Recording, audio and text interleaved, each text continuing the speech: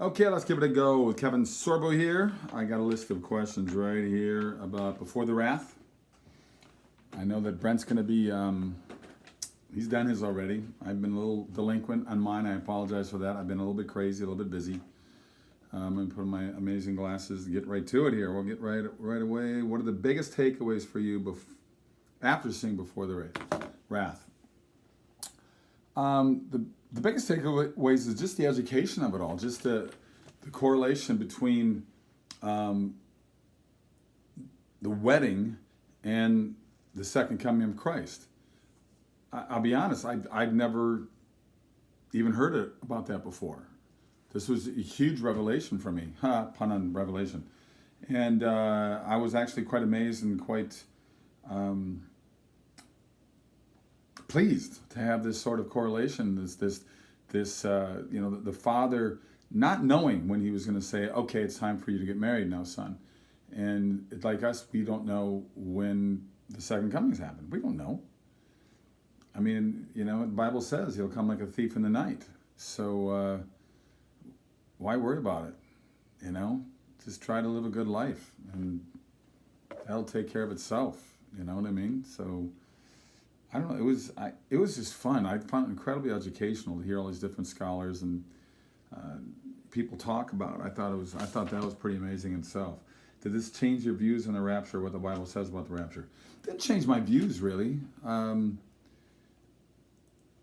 I've always believed it. I remember reading. I read the whole Bible when I was a kid, and I remember reading it as a kid, and I've read it since then. But I remember reading it as a kid, and Revelation scared me. I was like, wow, this is insanity. I don't know what kind of budget this movie would be with all the visual effects we have today, but it should be a good go at it. I think somebody in Hollywood should make this movie, and I think it should be me. So there you have it. Janice in Arizona submitted the following question. Which part of the wedding analogy do you personally find the most powerful? I think I already answered that in a way. I think just the comparison of the two, I kind of put it in there already. I just thought it was really cool saying, okay, the Father is like God, right? He's going to decide when it's time to come back. God doesn't tell Jesus, now's the time to go. And so yeah, I just thought that was the strongest point in the movie for me, just to sort of learn about that part of the story was fascinating to me, and it was fun. It was fun to learn from it. And that's why I love these documentaries. Has this influenced how you read the Bible? I don't know. I can't say it's influenced me in reading the Bible and how I read it and how I look at it. Do I think it's another wonderful weapon to have against my atheist and agnostic friends? Yeah, I do. But I don't look at it as like how it changed me. I think every time I read the Bible, read verses, because we read it every morning with the kids at breakfast. So for me, some of it's repetition, which is fine because that's how you learn, right? And some of it, even though I've heard it before, is brand new to me. And I might remember, or it just sparks an old memory of what my youth pastor growing up at St. John's Lutheran Church in good old Little Mound, Minnesota, was more instrumental in my life than our pastor at that time. The pastor that I still call my pastor now, Pastor Rob McCoy, who's been on the road a lot with Charlie Kirk and Turning Point. He's been quite an influence on me now, too, in a different way, probably because I'm older now and I can look at things with more educated point of view. So yeah, that certainly makes a difference. What is your preparation for voice acting roles in comparison to traditional acting roles? Well, Brett was there, and it's his story, and they sent the link to the movie. They were still working on it. They sent a link to the movie before I went in to do the voiceover. But, it's his script. So it's important for him to say, this is how you feel at this point. This is what I would love the emotion to be at this point. It's really the same as acting. It's just sometimes can be a little bit more intense because in acting you can always convey things through body language as well. And you can't really do that when you're doing voiceovers. But I've done voice. I did God of War 3. I did The Conduit. I did Skylander, stuff like that. And it can be intense because sometimes you have to change your voice just a little bit and alter it, not to sound exactly like you. So there certainly is a difference, but it's not huge. I think Brent would make a great director, as he's proven in what he's doing already. So I would love to do a faith-based movie with him down the road, actually. This question was submitted through the blog Homeschooling Team. I've seen quite a few autobiographical faith-based films lately. I still believe, I can only imagine. Unplanned, The Case for Christ. Well, Homeschooling Teen, did you see Let There Be Light or God's Not Dead or whatever? Come on. Put my movies in there at least. Would you ever consider making a movie about your life? If so, who would you want to cast to play you?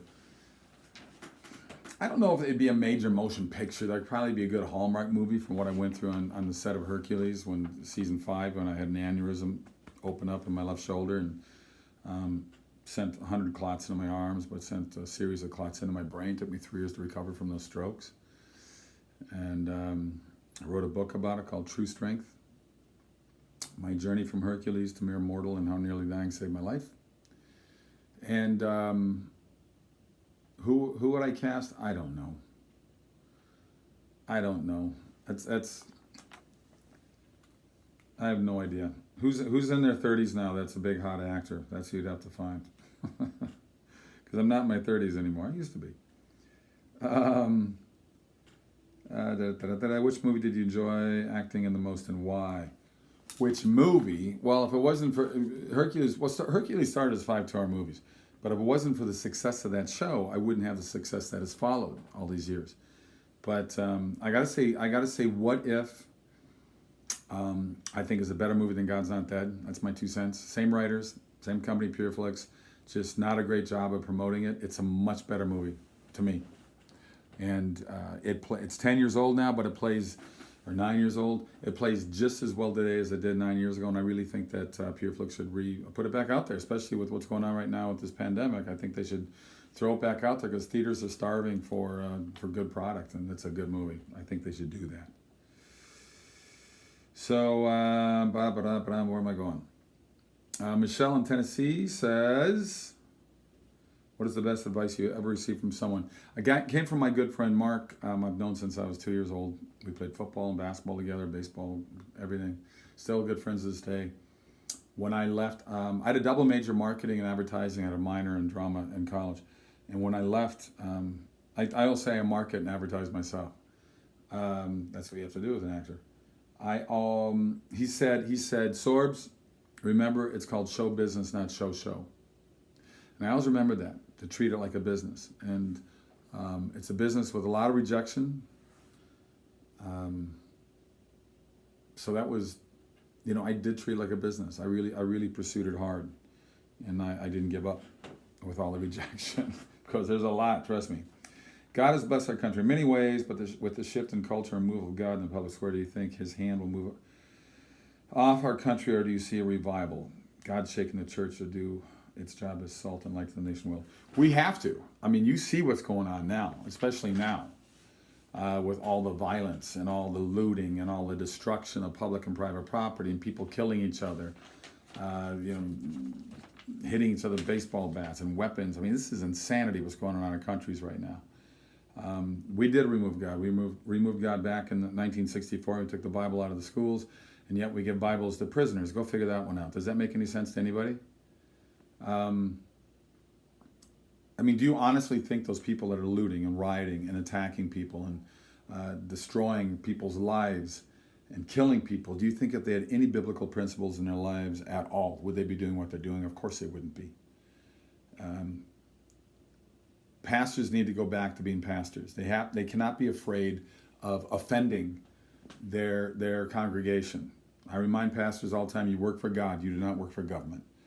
And this country was founded on Judeo-Christian values, so politics and religion certainly do mix. Separation of church and state was brought about by Thomas Jefferson, not in the Constitution. He brought it about because he saw what was going on with the government trying to muscle into the Baptist world there, and he said no, no, no, no, no, no, and somehow the Democrat Party switched that around, saying that it's the opposite, and said the whole idea was to keep government out of churches, and now government is completely in churches and telling.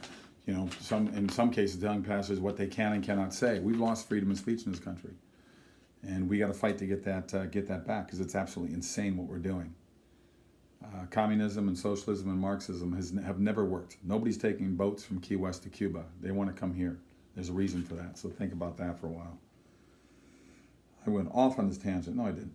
What difficulties have you faced in the film industry being a man of God? I've always joked, but only half joking because it's true. Being a Christian and a conservative in Hollywood is like being a double leper. It really is.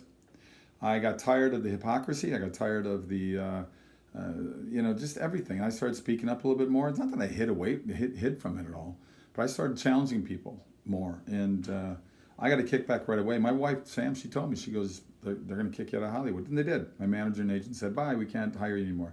They're an industry that screams for tolerance, and they scream for freedom of speech, but both those things are one-way streets, which is unfortunate, but they are.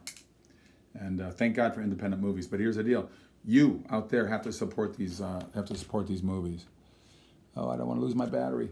You have to support these movies. You must support these movies, okay? Because we don't have the big budgets that Hollywood does. They shoot $300 million movies. Then they spend $100 million promoting it. We need strong word of mouth. Theaters don't care what they show. They just want to sell popcorn and sodas. So when movies like mine open up there, support them. Fill those theaters up at opening weekend. And trust me, the word of mouth from you guys will keep things going, because I do good movies. So there. What advice do you have for aspiring actors? And you know what?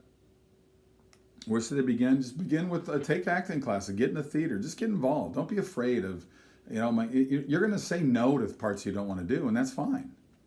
But just don't be afraid to go out there and pursue the commercials, pursue the business. That's what I did. I saw the atheists all around me, the agnostics all around me. Then I turned down parts I didn't feel comfortable even auditioning for, and I still do to this day. And you can do the same thing. Just don't give up on that dream. Just go after that dream. Get yourself in acting classes wherever you are. There's always a place to find acting classes.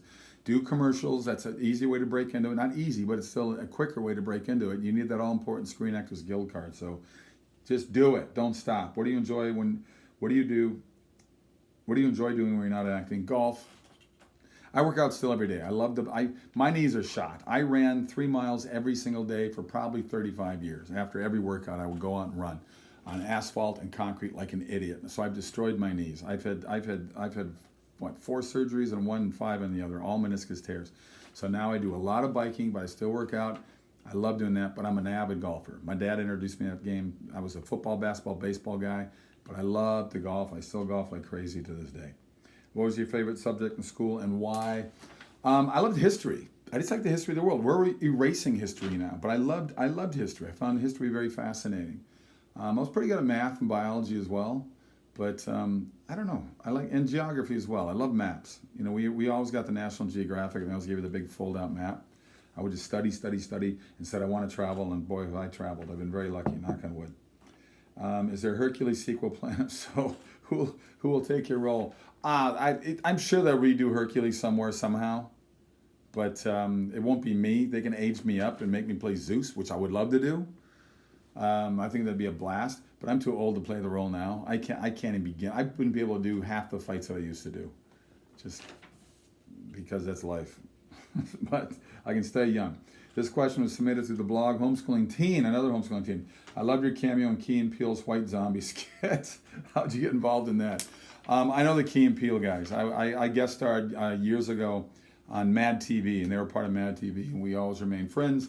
And they called me up and had this great funny idea. I had a blast doing that. The zombie, the racist zombies. I thought it was pretty funny. It was very clever. So that's it. I've answered the questions. I'm done with you. Now go watch Before the Wrath and look for my next movie coming out very soon called Miracle in East Texas. You'll love it. All right. God bless you guys. Take care and keep fighting the good fight. Bye.